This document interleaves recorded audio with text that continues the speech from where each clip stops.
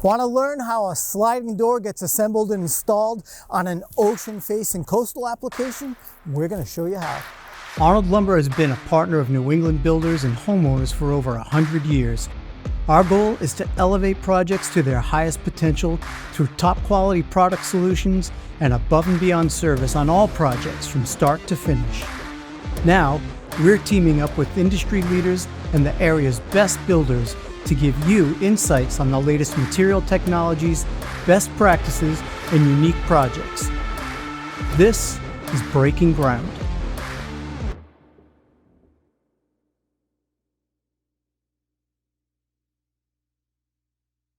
Hey folks, Thom with Arnold Lumber here, and on this episode of Breaking Ground, we're going to show you how to assemble and install an Andersen sliding door on an ocean-facing coastal application. Let's go check it out.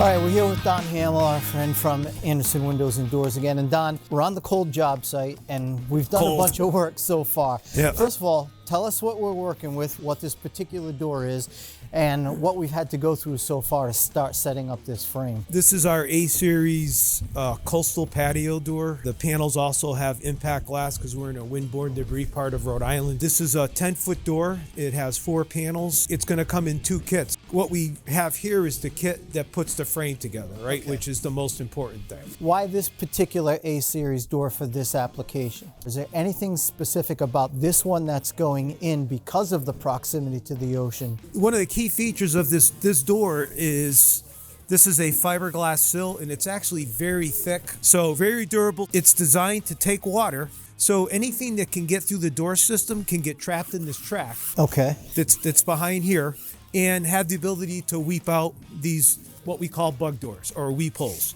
Okay. And a weep hole essentially is just a path for water to get move out and away. So we don't want water coming into the structure, we want it going out. It seems like it's just a frame, 4 pieces that have come together to make a frame, but there's a lot of steps just to get to this stage, and some key components of those steps that you got to make sure you do right and in the right sequence. Can you walk us through, first of all, how many steps just to get this frame put together? About 17. All right, maybe we don't have to touch all 17, but take us through the highlights of what had to happen just to get us to this point. So when you get the carton, you want to make sure you've obviously have all the right components. We get the frame out of the box, we get our sill, we get our side jamb and our head jamb. We get it all laid out. So there are very critical corner keys between the side jamb and the sill on either end. The corner key is a specific little mechanism that takes the vertical piece to the horizontal piece, connects it, and I can now tie it in and snug it up nice. Okay. There's a sealant process and a fastening process that's critical that you follow.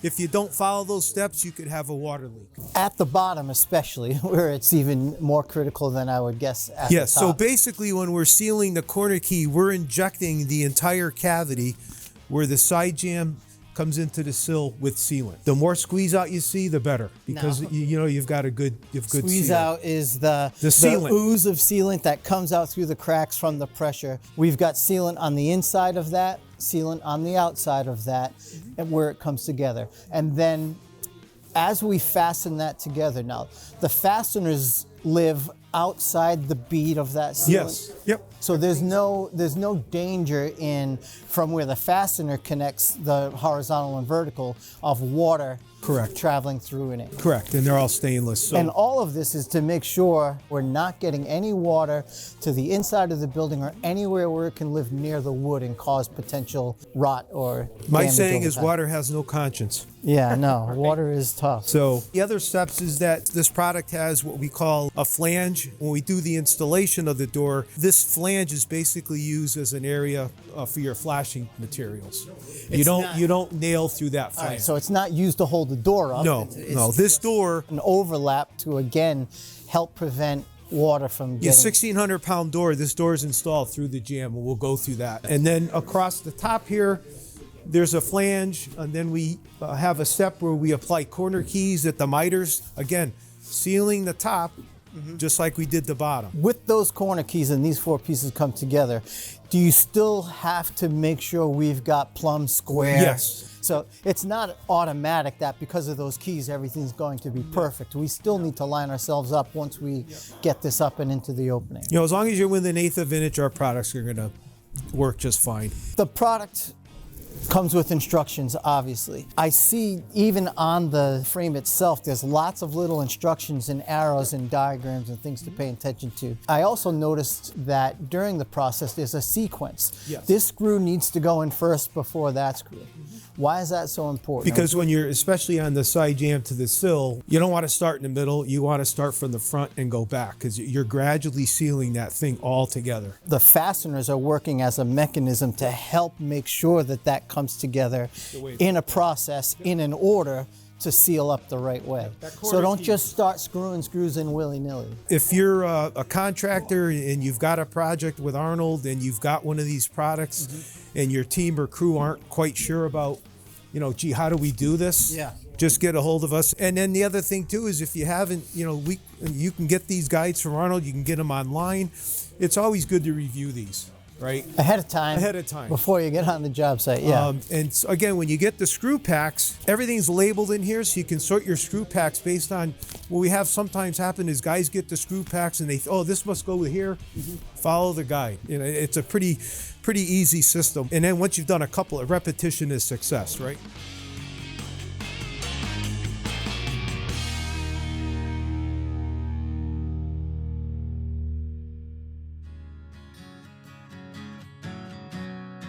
Can we take a look at the opening preparation and tell us some of the things that we need to pay attention to that before we put our frame up into this opening? Our installation guide recommends some type of a formable sill flashing. You can use a sill pan. In this case, we're using a formable sill flashing. It's tied up, it's about 6-inch legs on either side. And you can see here we put a chalk line. And it's important to follow our sealant path on this material because if you look at the bottom of the door, there's little back dams. See these here? Yeah. So you never want to put sealant like this. Why is that? Because what happens, you create these valleys where water can come like this. In between. Yep. So what you want is these nice straight lines, about 1/4 inch, 1.25 inches, and then 4 1/4. So are these lines where you're putting your beads of sealant? Yes, beads of sealant. Okay. Yeah. Over here, you're gonna, into the corners, you're really gonna fill up this is the most susceptible area. Yeah. You're gonna really want to get this filled up. You're gonna want to get some stuff out here. Okay. And this flashing, which is essentially a tape of sorts, is one continuous all the way up and around the corner. Yeah, we don't want to stop, cut a piece, and no, you don't want to to piece it. No. One continuous is. And then is it was preferred. rolled on. You want the pressure of the roller activates a lot of the adhesive that you get the stick that you need, right? So that's the bottom and the corners. What about our sides and our header? So what do we need to at the top, what we did is with the Type R house wrap, we made 45-degree cuts. The paper is loose so that when the door is installed, that paper is going to be one of the last things that comes down over the Now, I've seen a few times on sites here and there where the paper wraps right around under the header. No, because and why not? Siding leaks, and if it gets behind the siding, it gets behind the paper, it's going to come right down into the opening. Where if the paper is to the outside, that simple little nuance, now the water's not coming in and it's moving to the outside. Yep. I guess we're ready to put this frame up in the opening. Yeah, so one of the first things we're going to want to do is get the sill prepped with the sealant. Okay. We're going to want to get the sheathing. We're going to want to get sealant along 3 sides. Okay. Across the side, across the top. The flange system is going to be sitting in the sealant. Then why don't we get to work on the sealant and start standing this frame up into the opening.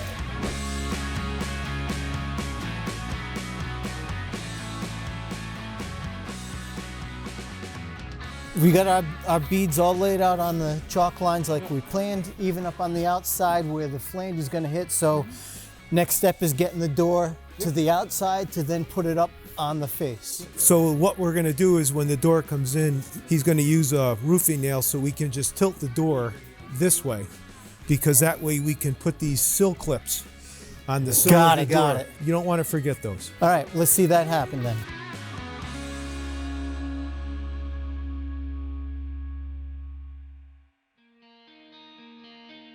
Frame up and in.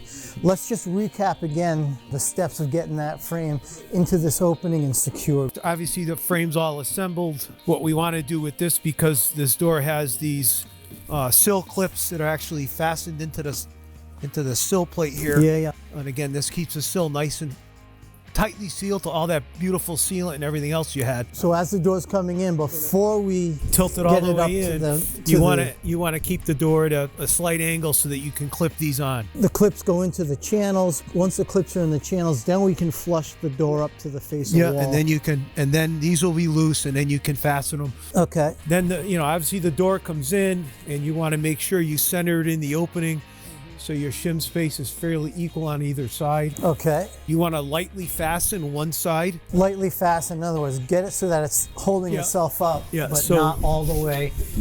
That allows you to plumb and level and square the door off in the opening. All right, and just not assuming anything, what are the things we want to do when we're plumb and level? We've got the level, so we're checking to make sure the side is level. Yep. And what's plumb?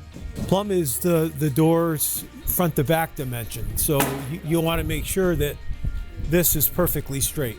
In and out. In and out, yep. And then square. Square is going to be your diagonal, from the corner to the top, the corner at the bottom, and then corner top, corner to bottom should be equal. Those numbers should be the same. Yeah. Once we got that, we know we're good. Then do we shim and fasten to the jamb? Yep. And are those all pre-located with pre-drilled holes? Yep. So there's no question where they go. No, do we need to worry about siliconing those? No, all those are behind your water management. So we're already in the safe zone there. Right. So we shim, we fasten up the jambs. Now our header still has a little bit of sag in it through the middle. So same thing, we level that. We got that all leveled off. In the head jamb of the door, again, there's fastener locations. You can see where they have the shims in the right locations. So you really can't go wrong. No. And every hole should have a fastener. Yes. Nothing gets left empty. No. Okay, we come in, we're fastened to the floor. We're now shimmed up, plumb level, we're fastened to the side jambs. And now we level up and we're fastened up at the header.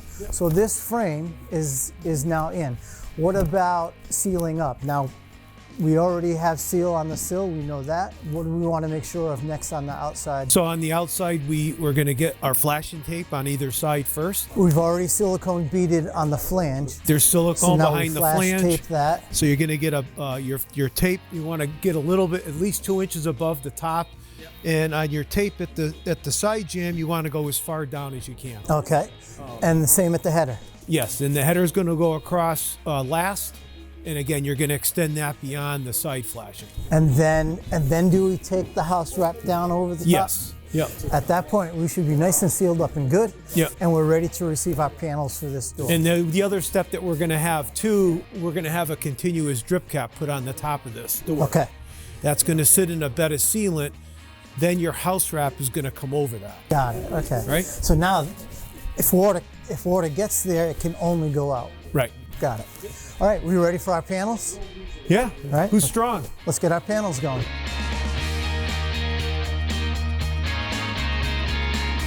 Okay, so this little bracket right here? Yeah, it's a part of the panel stiffener system, but you're going to see that next. But this bracket here is attached. The sill has pre-drilled holes, and then this is going to come up, and this is going to attach to the door. It's just like an it's a stop. Yep. It helps it so it can't put one at the bottom, one at the top. Yep. And then there's going to be the next part that we're going to be putting on here is called the panel stiffener. That's going to go right over the top of that. And that's just going to keep it locked up straight and tight. Yeah, the panel stiffeners keep the panels from moving this way. Got it. All right, let's see that happen. So we got the first operating panel in. I noticed it came in bottom first on this. Why is that? Well, you want to get it down into the track. Yep. If you start it, and then you want to push it in bottom, then top. But the permanent panels go in top first and then swing into the bottom. Yeah.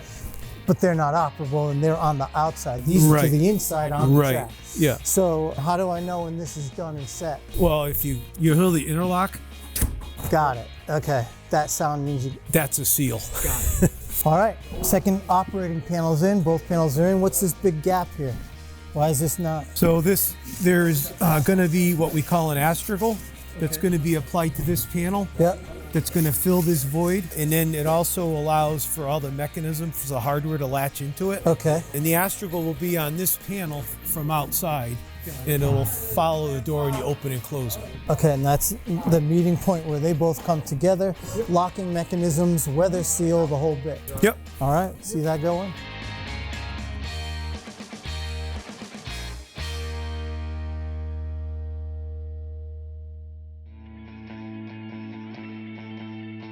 Astragal's in, we made our final adjustment to line these up, so these ought to come together, right? Go ahead, bring her over. Much better. Yep. There we go. Nice. Well, except for some finishing touches and some hardware, this door's been assembled and installed. And then, you know, during construction, maybe you're not going to put the finished hardware on yet, so get some heavy-duty painter's tape if you want. You can cover those holes. It'll keep any moisture from outside getting in. Right. And then when we're ready, we'll put on all the finished hardware, lock this up. Hey, Don, thank you very much for showing us how this is done. Yeah, Appreciate you're welcome. Glad to be here. it. Looks great.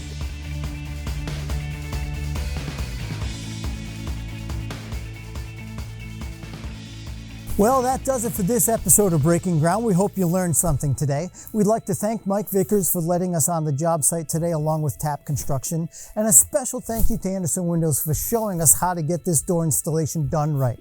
If you like what you saw today, remember to subscribe, share with your friends, and until next time, I'm Thom with Arnold Lumber. Thanks for watching Breaking Ground.